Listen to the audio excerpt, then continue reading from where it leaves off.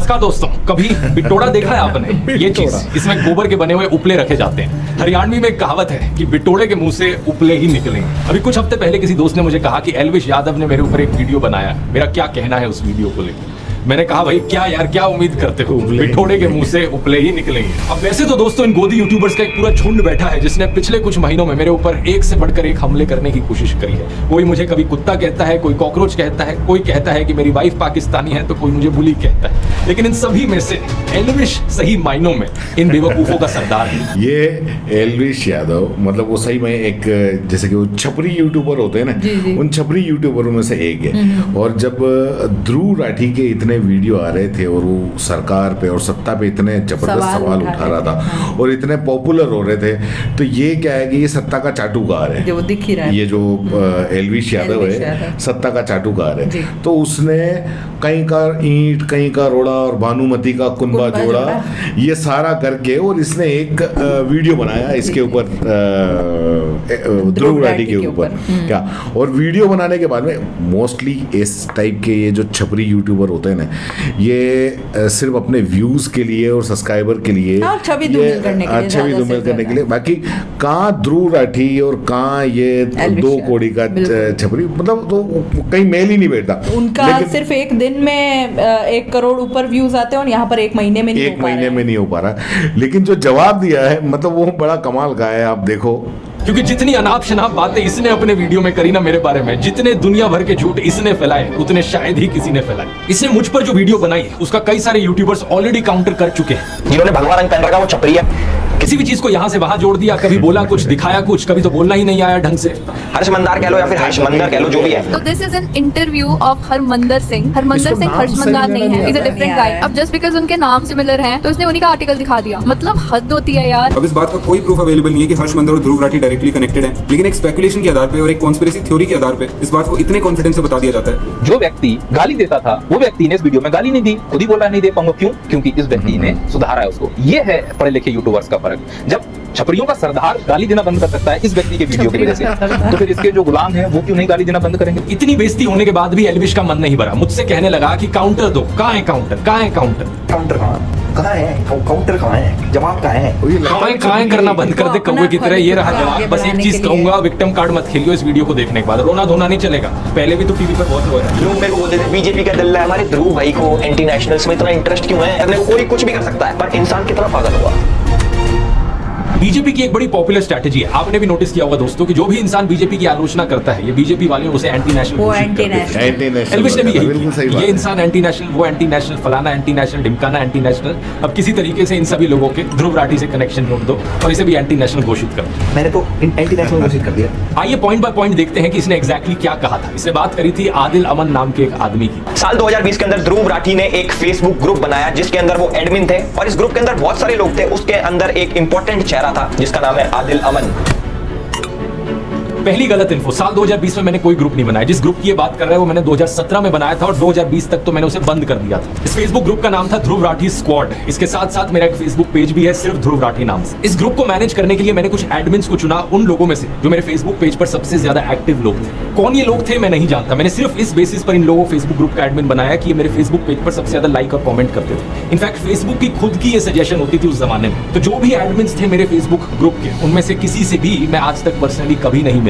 अब हुआ क्या कि इनमें से एक एडमिन आदिल अमन ने एक टाइम पर बड़े ही वायलेंट और एक्सट्रीमिस्ट टाइप के कमेंट्स किए जिन्हें ऑब्वियसली मैं सपोर्ट नहीं करता। बाकी एडमिन्स ने वो कमेंट्स मुझे दिखाए और मैंने फिर इसे एडमिन की पोजीशन से हटा दिया। अब लॉजिकल सी बात है, मैं हमेशा नाथुराम गोडसे वाली ऐसी मानसिकता का विरोध करता हूं, लेकिन बाद में मैंने रियलाइज किया कि अगर इस तरीके से चलता रहा, इस ग्रुप में कोई कुछ भी लिखेगा, ब्लेम वहां मेरे ऊपर आएगा बाद। इसलिए साल 2020-21 के अराउंड मैंने इस पूरे फेसबुक ग्रुप को ही शट डाउन कर दिया। 4 सालों बाद हमारी कहानी में एंट्री होती है इस बेवकूफ की, जो इस घटना को लेकर एक स्कैंडल बनाने की कोशिश करता है। ये अपनी इमेजिनरी कहानियां बनाता है कि आदिल और मैं तो जिगरी दोस्त हैं। अगर ध्रुव भाई ये वीडियो देख रहे हैं तो भाई के चेहरे में मुस्कुराहट आ गई होगी, क्योंकि पुराने साथी हैं, आम आदमी पार्टी में साथ में काम करते थे। जब प्रधानमंत्री मोदी सड़क छाप मवालियों को ट्विटर पर फॉलो करते हुए दिखते हैं, तब तो ये गोदी इन्फ्लुएंसर सारा लॉजिक लगा देते हैं कि इसमें हमारे प्रधानमंत्री जी की क्या गलती। उन्हें क्या पता था कि ये इंसान ऐसी अभद्र भाषा का इस्तेमाल कर सकता है। याद है ना, निखिल नाम का एक ट्विटर यूजर जिसने गर्व से कहा था कि प्रधानमंत्री मोदी उसे फॉलो करते हैं, इसे किस तरीके से एक महिला पत्रकार की मौत पर जश्न मनाया था, उनको गालियां दी थी। और प्लीज प्रधानमंत्री से रिक्वेस्ट कीजिए कि वो इस तरह के लोगों को फॉलो ना करें। कोई नहीं मिलता उनको हिंदुस्तान में तो मुझे फॉलो कर लें। लेकिन ये इकलौता ऐसा केस नहीं है। ये बीजेपी 2016 पेज जिसने जर्नलिस्ट स्वाति चतुर्वेदी के खिलाफ बहुत ही भद्दी भाषा लिखी, इसे भी नरेंद्र मोदी फॉलो कर रहे थे। बीजेपी 2014 अवनीश चौबे, कुल आदित्य, महावीर एम जैसे कितने और ऐसे थ्रेटनिंग और अब्यूजिव हैंडल्स हैं जिन्हें प्रधानमंत्री फॉलो कर रहे थे। इतना ही नहीं, प्रधानमंत्री मोदी ने तो अंकित जैन, सुरेश नखवा, तेजिंदर बग्गा जैसे कुछ हिंसक गालीबाज ट्रोल्स को अपने ऑफिशियल रेजिडेंस पर पोस्ट भी किया था। क्या पहले चेक नहीं कर सकते थे कि ये कैसे लोग हैं? ऑनलाइन से अब ऑफलाइन पर आ जाए तो आसाराम बलात्कार के लिए कॉन्विक्ट हुआ, यहाँ नरेंद्र मोदी उसे माला पहनाते हुए और उसे पैर छूते हुए दिख रहे हैं। जीवन में जब कोई नहीं जानता था, उस समय से बापू के आशीर्वाद मुझे मिलते रहे हैं। इस ट्वीट और इस फेसबुक पोस्ट में प्रधानमंत्री मोदी गुरमीत राम रहीम की प्रशंसा करते हुए दिख रहे हैं। वही गुरमीत राम रहीम जिसे मर्डर और रेप जैसे केसेस में दोषी पाया गया है। इस फोटो में हरियाणा के पूर्व मुख्यमंत्री गुरमीत राम रहीम के साथ बैठे हुए 2017 के इस न्यूज आर्टिकल को देखिए। मध्य प्रदेश की एंटी टेररिस्ट स्क्वाड ने भोपाल, ग्वालियर, जबलपुर और सतना में 11 लोगों को गिरफ्तार किया। इन पर आरोप था कि ये पाकिस्तान की ISI के लिए जासूसी कर रहे थे। अब आज तक की ये हेडलाइन देखिए, ये जो गले में बीजेपी का पट्टा डाले हुए और टी शर्ट पर मोदी लिखवाए हुए दिख रहा है, ये है ध्रुव सक्सेना। यहाँ इसकी फोटो देखिए मध्य प्रदेश के पूर्व मुख्यमंत्री शिवराज सिंह चौहान के साथ।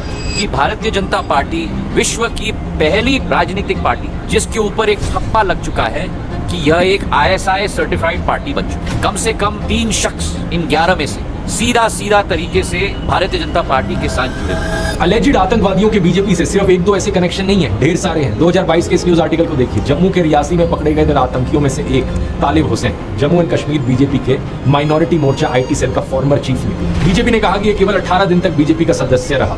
नासिर और जुनैद की किलिंग का अक्यूज मोनू मानेसर इस फोटो में अनुराग ठाकुर के साथ, यहाँ लेट अरुण जेटली के साथ और यहाँ होम मिनिस्टर अमित शाह के साथ। इस फोटो में प्रधानमंत्री मोदी पूर्व बीजेपी सांसद प्रज्ञा ठाकुर के साथ दिख रहे हैं, जो 2008 के मालेगांव बॉम्ब ब्लास्ट की एक अक्यूज है। बीजेपी नेताओं की एक्सट्रीमिस्ट टेंडेंसीज में डायरेक्ट इन्वॉल्वमेंट या इनडायरेक्ट एसोसिएशन के ये सब एग्जांपल सुबह ट्रेलर है। अगर मैं पूरी लिस्ट बनाने लग जाऊं तो यहाँ 3 घंटे की फिल्म बन जाएगी। बाबू बजरंगी का स्टिंग ऑपरेशन, यशवंत शिंदे का एफिडेविट, प्रज्वल रेवन्ना, आशीष मिश्रा, अनुराग ठाकुर, यति नरसिंह सरस्वती, सूरजपाल अमू, सुरेश चव्हाण की लिस्ट चलती ही जाती है। कोई कहता है गोली मारो, कोई लिंचिंग के लिए दोषी पाए गए लोगों को मालाएं पहनाता है, कोई बलात्कारियों को संस्कारी ब्राह्मण बताता है, तो कोई मुसलमानों के खिलाफ जेनोसाइड की बात करता है। क्या एल्विश में हिम्मत है इन सब केसेस पर बोलने की? एल्विश मुझे पक्का पता है तो इस वीडियो को देख रहा होगा। सीधा तुझसे बोलना चाहूंगा, अगर तुझमें 1% भी हिम्मत है तो बीजेपी से काउंटर मांग कर दिखा। कहाँ है काउंटर, कहाँ है काउंटर? ये जो काएं करे जा रहा था ना मेरे साथ, बीजेपी के साथ तक भी दिखा। नहीं कर पाएगा, क्योंकि मुझे पता है तेरे जैसे सत्ता के चाटुकार पूरी जिंदगी ऐसी हिम्मत नहीं जुटा पाएंगे। मेरे खिलाफ बोलना आसान है क्योंकि पता है सरकार पीछे से कुछ कहेगी नहीं और बड़े यूट्यूबर को टारगेट करके व्यूज मिलेंगे, कंट्रोवर्सी होगी, पब्लिसिटी मिलेगी। पता है तुझ जैसे गोदी यूट्यूबर्स की सबसे बड़ी प्रॉब्लम क्या है? तुझ जैसे लोगों को लगता है कि कंट्रोवर्सी क्रिएट करके व्यूज आएंगे और इसी तरीके से यूट्यूब पर करियर बनाया जा सकता है। लेकिन तेरे जैसे एक और यूट्यूबर को मैंने पहले भी कहा था कि कंट्रोवर्सी करके एक सस्टेनेबल यूट्यूब करियर बनाना पॉसिबल नहीं है। एक लिमिट तक ही लोग इस ड्रामे को बर्दाश्त करेंगे, उसके बाद लोगों को भी पता लग जाएगा तो ये ड्रामा जो करता है, कंट्रोवर्सी जो करता है, सिर्फ व्यूज के लिए करता है, पैसे के लिए करता है। असलियत में यूट्यूब पर अगर एक लॉन्ग टर्म करियर बनाना है तो उसके लिए ऑडियंस को कुछ जेन्युइन वैल्यू देनी पड़ेगी। ये चीज मैंने अपने तुझे नहीं समझ में आती तो जाकर कोर्स ले ले, तेरे लिए एक स्पेशल डिस्काउंट भी दे देता हूँ। कूपन कोड यूज कर ELVISH40 40% ऑफ मिलेगा। इस 7.5 के बंदा बात करता है जॉर्ज सोरोस। तो हर्ष मंदार है वो जॉर्ज सोरोस के साथ काम करता है, जिसने 8,000 करोड़ की फंडिंग दे रखी है मोदी जैसे राष्ट्रवादी PM को हटाने के लिए और सरकार गिराने के लिए। जॉर्ज सोरोस वाला प्रोपेगेंडा आपने जरूर व्हाट्सएप यूनिवर्सिटी पर कभी ना कभी देखा होगा। इसमें illuminati, new world order, Pakistan, China, America, वामपंथी, JNU, toolkit gang, Khan market gang, Congress वगैरह इन सब की साथ में बात करी जाती है। बिल्कुल खिचड़ी बना दी जाती है इन सब बड़े बड़े वर्ड्स, और ये खिचड़ी मोदी भक्तों को खिलाई जाती है गुड मॉर्निंग मैसेज के साथ व्हाट्सएप पर। एल्विश अपने वीडियो में बार बार कहता है कि गूगल कर लो, तो आइए गूगल करके देखते हैं कि कौन है ये जॉर्ज सोरोस। जॉर्ज सोरोस एक हंगेरियन अमेरिकन बिलियनियर है और वे एक investor, hedge fund manager, short seller और फिलेंथ्रोपिस्ट है। बहुत सारे बड़े बड़े शब्द हैं, मैं जानता हूँ एल्विश को हजम नहीं हुए होंगे, तो उसने सीधा व्हाट्सएप खोला और देखा कि व्हाट्सएप पर जो लिखा है वो बता देता हूँ। 1992 में इन्होंने अपनी शॉर्ट सेलिंग से बैंक ऑफ इंग्लैंड को हिला दिया था, $1 बिलियन का प्रॉफिट कमाया था। 1997 में इन्होंने थाईलैंड और मलेशिया की करेंसीज को शॉर्ट कर दिया था, जिसकी वजह से एक फाइनेंशियल क्राइसिस देखने को मिली थी। उसी साल इन्होंने दी अटलांटिक में एक आर्टिकल लिखा था जिसमें इन्होंने कहा कि वैसे तो मैंने फाइनेंशियल मार्केट्स में छप्पर फाड़ कमाई की है, लेकिन अब मुझे लगता है कि लेसे फेयर कैपिटलिज्म यानी जहां कोई रेगुलेशंस ना हो, ऐसा कैपिटलिज्म एक खतरा है ओपन सोसाइटी के लिए। ओपन सोसाइटी का मतलब है एक ऐसी दुनिया जहां डेमोक्रेटिक गवर्नेंस हो, फ्रीडम ऑफ एक्सप्रेशन हो और इंडिविजुअल राइट्स के लिए रिस्पेक्ट की जाए। ऐसी सोसाइटी बनाने के लिए इन्होंने दुनिया के 100 देशों में अपनी ओपन सोसाइटी फाउंडेशन बनाई। इस ओपन सोसाइटी फाउंडेशन ने इंडिया में अपने कदम रखे साल 1999 में, जब अटल बिहारी वाजपेयी हमारे देश के प्रधानमंत्री थे। इनिशियली इंडियन इंस्टीट्यूशंस में स्टडी और रिसर्च के लिए स्टूडेंट्स को फेलोशिप्स और स्कॉलरशिप देते थे। सिर्फ साल 2014 में ही था कि इन्होंने अपना India specific grant making programme शुरू किया। इसके तहत इन्होंने अलग अलग सेक्टर्स में काम करने वाली लोकल ऑर्गेनाइजेशंस को सपोर्ट किया, जैसे कि साइको सोशल डिसेबिलिटीज वाले लोगों के लिए community living, public services, rights को स्ट्रेंथन करना, justice system reforms, medicine access. इनके सोशल इंपैक्ट इन्वेस्टमेंट्स ने 2 वेंचर्स को फंड किया है, नियो ग्रोथ और कैपिटल फ्लो। इन दोनों वेंचर्स ने इंडिया के 40,000 से ज्यादा छोटे बिजनेसेस को $300 मिलियन की अफोर्डेबल फाइनेंसिंग दी है। जैसे कि 2017 का एक न्यूज आर्टिकल देखिए, कैपिटल फ्लोट फाइनेंशियल ईयर 2018 में 5,000 करोड़ के लोन्स डिसबर्स करेगी स्मॉल और माइक्रो बिजनेसेस को। 2022 में कैपिटल फ्लोट का नाम हो गया एक्सियो। थोड़ा और गूगल करोगे तो पता चलेगा कि इस कंपनी के फाउंडर्स कौन है, गौरव हिंदुजा और शशांक ऋषेश्वरी, जिन्होंने स्टैनफोर्ड यूनिवर्सिटी से अपनी MBA की है। और गौरव हिंदुजा के बारे में अगर आप गूगल करोगे तो इनका ट्विटर अकाउंट सामने आएगा, जिसमें इनके वेरीफाइड फॉलोअर्स में आप देख सकते हो बीजेपी के नेता कपिल मिश्रा। फिर शशांक का नाम गूगल करो, शशांक की शादी के बारे में ये न्यूज आर्टिकल सामने आया। देखिए यहाँ कौन गेस्ट आए थे शादी को अटेंड करने, मुकेश अंबानी की मदर कोकिलाबेन अंबानी, बीजेपी नेता लाल कृष्ण आडवाणी और बीजेपी नेता देवेंद्र फडणवीस। तो ये एलिजिडली खतरनाक जॉर्ज सोरोस, जिनके बारे में इतनी कंस्पिरेसी थ्योरीज फैलाई जाती हैं, इनके बीजेपी के साथ मैंने डायरेक्ट लिंक्स दिखा दी। लेकिन व्हाट्सएप पर झूठी खबरें क्या फैलाएंगे ये लोग कि भाई मुझे जॉर्ज सोरोस से फंडिंग आती है। इंडियन एक्सप्रेस की एक इन्वेस्टिगेशन से पता चला कि जॉर्ज सोरोस की ओपन सोसाइटी फाउंडेशन के वर्ल्ड वाइड 68 ऐसे प्रोजेक्ट्स हैं जिनकी फंडिंग होती है UN डेमोक्रेसी फंड से, और इंडिया इस यूनाइटेड नेशंस डेमोक्रेसी फंड में 4th हाईएस्ट कंट्रीब्यूटर है। इसका मतलब समझ रहे हो दोस्तों, इनडायरेक्टली जॉर्ज सोरोस की फंडिंग करती है मोदी सरकार। यहाँ तक सुनने में तो सब ठीक ही लग रहा है, तो फिर प्रॉब्लम क्या है? प्रॉब्लम यह है कि इन्होंने इंडिया में डेमोक्रेसी के इरोजन पर कंसर्न जताया। प्रॉब्लम यह है कि इन्होंने नरेंद्र मोदी के खिलाफ भी बोला। प्रधानमंत्री मोदी और गौतम अडानी के एलिजिड नाजायज संबंधों के बारे में इन्होंने बात की। इन्होंने कहा कि नरेंद्र मोदी को अडानी क्राइसिस पर सवालों के जवाब देने होंगे ताकि फॉरेन इन्वेस्टर्स का विश्वास ना डगमगाए। और आप तो जानते ही हो कि गोदी इकोसिस्टम के हिसाब से मोदी भारत है और भारत मोदी है इन लोगों के लिए। इसलिए कोई भी प्रधानमंत्री मोदी की आलोचना करे, इन लोगों का गैंग उसे भारत विरोधी डिक्लेयर कर देता है, फिर चाहे वो रियाना हो, भारत के किसान हो या फिर जॉर्ज सोरोस हो। अब ये सारा तो व्हाट्सएप और गोदी मीडिया पर घूम रहा प्रोपेगेंडा है, लेकिन एल्विश की बेवकूफी तो इससे भी ज्यादा कमाल की है। एल्विश कहता है कि जॉर्ज सोरोस को राहुल गांधी की आंटी जानती है, इसलिए वो आंटी हमारे देश के लिए खतरा है। जो हमारे जॉर्ज सोरोस हैं वो हमारे राहुल गांधी जी की आंटी फौरी नेहरू के बहुत ही करीबी दोस्त हैं। गूगल पर सर्च करो तो पता चलेगा कि 2017 में ऑलरेडी इनका देहांत हो चुका है 108 साल की उम्र पर। एक ऐसी महिला जो आज से 7 साल पहले ही गुजर चुकी है, वो भी 108 साल की उम्र पर। एल्विश की राय में वो देश के लिए खतरा है। तो बेस्ट भाई हर्ष मंदार जो कि जॉर्ज सोरोस के लिए काम करता है, मतलब बिना सर पैर के जो मन में बकवास है बोल डालो। अब सबसे इंटरेस्टिंग बात है कि इन सबसे मेरा क्या रिलेशन है। आज तक असलियत में दोस्तों मैं हर्ष मंदर से कभी मिला नहीं, ना मेरी उनसे आज तक कभी बात। इनका नाम मैंने पहली बार एल्विश के वीडियो से ही सुना, और जो भी ये इन्फॉर्मेशन मैंने आपको निकाल कर दी, इसका वीडियो देखने के बाद गूगल करके रिसर्च करके आपको दिखाई। लेकिन एल्विश ने जो लिंक बताया हर्ष मंदर का मेरे साथ, आप भी सुनकर चौंक जाएंगे कि कोई इस लेवल का बेवकूफ कैसे हो सकता है। एल्विश ने कहा कि मैंने CA और मणिपुर पर जो वीडियो बनाया वो मैंने हर्ष मंदर के ट्वीट देखकर बनाया। 4 अगस्त 2023 को हर्ष मंदार ट्वीट करते हैं मणिपुर दंगों के ऊपर, और ठीक 2 दिन बाद हमारे ध्रुव भाई की वीडियो आ जाती है।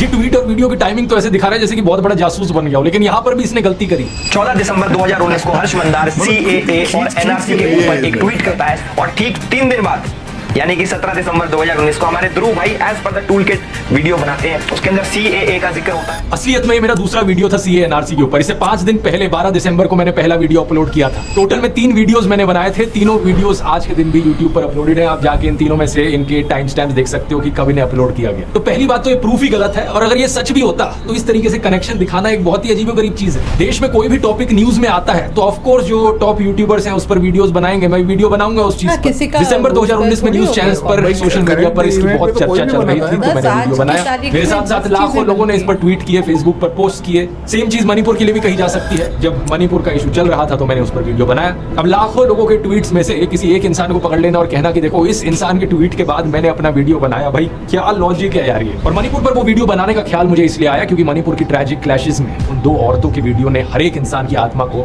झकझोर दिया था। हर एक इंसान जिसकी जमीन मरी नहीं हुई थी, जिसकी आत्मा बिकी नहीं हुई थी, उसने इस टॉपिक की बात करी है। लेकिन एल्विश जैसे सत्ता के चाटुकार का मुंह बिल्कुल बंद था मणिपुर जैसे इशू पर, और फिर कहता है कि मैं तो बड़ा नेशनलिस्ट हूँ। तो हम तो भैया देश प्रेमी है, अब हमें कुछ भी कह लो देश प्रेम हमारे अंदर भरा है, पूरे शरीर में देश प्रेम भरा। कुछ शर्म आती है तुझे या नहीं? रिसेंटली तुझसे नीट एग्जाम के बारे में पूछा गया तो तेरे मुंह में छाले पड़ गए, दांत दिखाकर हंसने लगा। गवर्नमेंट नीट एग्जाम, डॉक्टर्स के एग्जाम के पेपर लीक हुए, उस पर आपका क्या कहना है? क्योंकि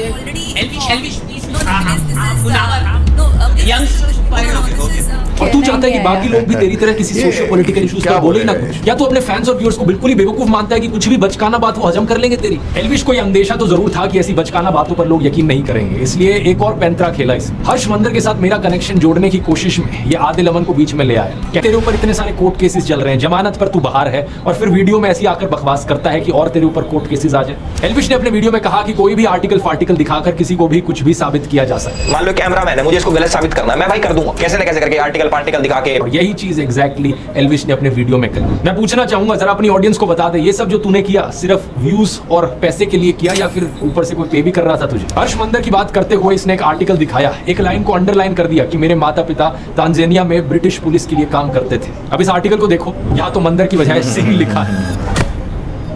इस आर्टिकल की ये लाइन को मैंने गूगल पर सर्च किया डबल कोट्स के साथ, तो ये वाला आर्टिकल सामने आया। ये एक इंटरव्यू था कैप्टन हरमंदर सिंह के साथ, जो कि एक बहादुर ऑफिसर थे। इनका जन्म साल 1926 तांजानिया में हुआ था, और जब वो सिर्फ 33 साल के थे, यानी कि 1959 में चाइना ने तिब्बत पर अटैक कर दिया था। उस समय कैप्टन हरमंदर सिंह ने दलाई लामा को बचाकर भारत लाने में एक अहम भूमिका निभाई थी। पद्म अवार्ड्स की सरकारी वेबसाइट पर हम देख सकते हैं कि इन्हें 1960 में पद्मश्री से सम्मानित किया गया। अब एल्विश और कुछ नहीं तो कम से कम ऐसे बहादुर ऑफिसर का तो सम्मान कर लेता। माना कि तू अनपढ़ टाइप का है, लेकिन क्या इतना भी पढ़ना नहीं आता कि हर्ष मंदर और हरमंदर सिंह में डिफरेंशिएट कर सके? और वैसे मैं आपको बता दूं दोस्तों, हर्ष मंदर इन्हीं कैप्टन हरमंदर सिंह के बेटे हैं। यहाँ पर अगर हर्ष मंदर भी चाहे तो वो भी सीधा सीधा एल्विश के ऊपर डिफेमेशन का केस कर सकते हैं। इतना ही नहीं, former prime minister Manmohan Singh ji की बेटी अमृत सिंह के खिलाफ जो तूने झूठ फैलाया है वो भी केस कर सकती है तेरे ऊपर। और तो और मैं भी केस कर सकता हूँ तेरे ऊपर डिफेमेशन का। मेरे लॉयर ने कहा कि जो भी तूने बकवास करी है इस वीडियो में वो सीधे तौर पर क्रिमिनल डिफेमेशन का केस बनता है। अगर ये सारे और केसेस कल को तेरे ऊपर हो गए तो फिर विक्टिम कार्ड मत खेलियो। मैंने पहले वार्न किया था इस वीडियो में। जितने फालतू के फर्जी लिंक्स एल्विश ने मेरे बनाने की कोशिश करी और लोगों के साथ, उससे सीधा कनेक्शन मैं इसका बना सकता हूँ। एल्विश ने अपने एक वीडियो में अखिलेश यादव को सपोर्ट दिखाया था। वैसे हम तो भाई अखिलेश के सपोर्टर है भाई,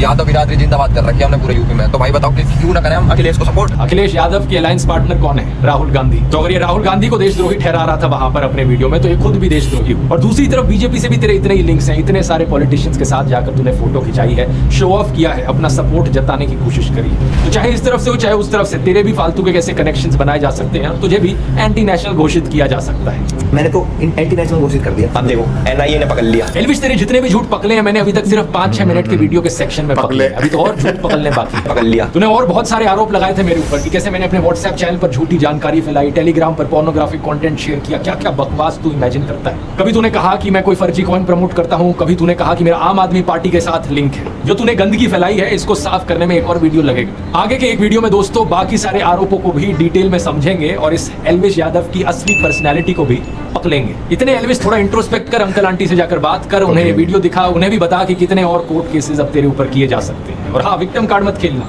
मुझे नहीं चाहिए कि तू दोबारा से जाकर किसी न्यूज चैनल पर रोना धोना कर। जबरदस्त तरीके से मतलब इतनी जबरदस्त तरीके से इसको रोस्ट किया है ना कि मतलब ये भूल जाएगा। लेकिन क्या है कि ऐसे छपरियों को कोई फर्क नहीं पड़ता। ये दरअसल ये करते ही इस कंट्रोवर्सी के लिए है कि कंट्रोवर्सी हो, कोई बड़ा यूट्यूबर के खिलाफ ये कंट्रोवर्सी पैदा कर दें और कंट्रोवर्सी पैदा करके इनके व्यूज वगैरह दूसरा तीसरा ये सारे के सारे के ऊपर भी इतने सारे आरोप, इतनी सारी चीजें होती है, उसके बावजूद जो है सामने वाले को, जबकि वो सही बात कह रहा होता है, सही सवाल वो उठा रहा होता है। और इस ऐसी चुनाव से पहले जिस तरह का क्राइसिस था, ध्रुव राठी के सवालों ने काफी कुछ बदला है। हाँ। तो ऐसे समय में इस तरह की बातें थोड़ी हास्यास्पद लगती हैं। तो दोस्तों कैसा लगा ये वीडियो? और अगर इसको पूरा वीडियो देखना हो तो आप ध्रुव राठी के चैनल पे जाके देख सकते हैं। हमने कुछ काफ़ी कुछ दिखाया है, कुछ और भी काफ़ी डिटेल के अंदर आप इनके चैनल पे जाके देख सकते हैं। उन्होंने जिस तरीके से एल्विश यादव के हालांकि मैं नहीं समझता कि किसी बेवकूफ़ की बातों का जवाब दो, लेकिन खैर अगर बेवकूफ़ इस तरह की बातें करे तो फिर जवाब देना भी बनता है। बिल्कुल। तो चैनल के साथ रहिए और चैनल को सब्सक्राइब जरूर करिए। धन्यवाद।